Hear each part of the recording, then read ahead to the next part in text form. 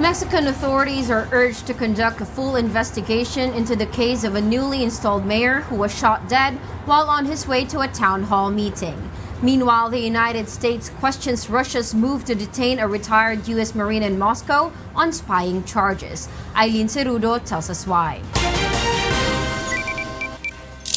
In Mexico, a mayor in Mexico's southern state of Oaxaca was gunned down on Tuesday, just hours after he was sworn into office. According to reports, Alejandro Aparicio from the town of Chalhaco was killed whilst on his way to the town hall for a meeting.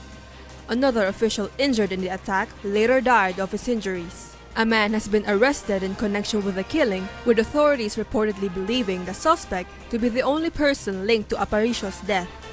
However, locals are calling for a full investigation into the murder, believing others to be involved.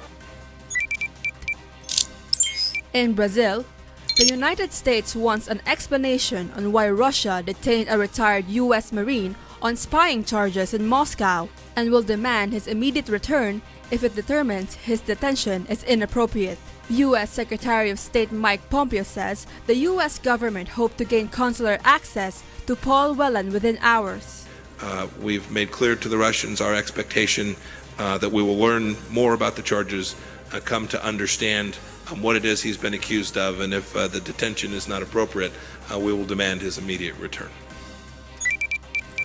And in Syria, a convoy of Syrian Kurdish fighters has pulled out of the flashpoint area of Manbij in northern Syria, close to territory controlled by Turkey, Syria's defense ministry said on Wednesday. The ministry released video of dozens of vehicles traveling along an unmade road carrying armed fighters, some waving the flags of the Kurdish-led People's Protection Unit's militia and its female counterpart, the YPG. The YPG is the strongest element in the Syrian Defense Forces, a coalition of militias that the United States has backed in its campaign against Islamic State, helping it capture swaths of North and East Syria. According to information given by the ministry, approximately 400 Kurdish fighters have left Manbij so far. Aileen Cerrudo, UNTV, News and Rescue.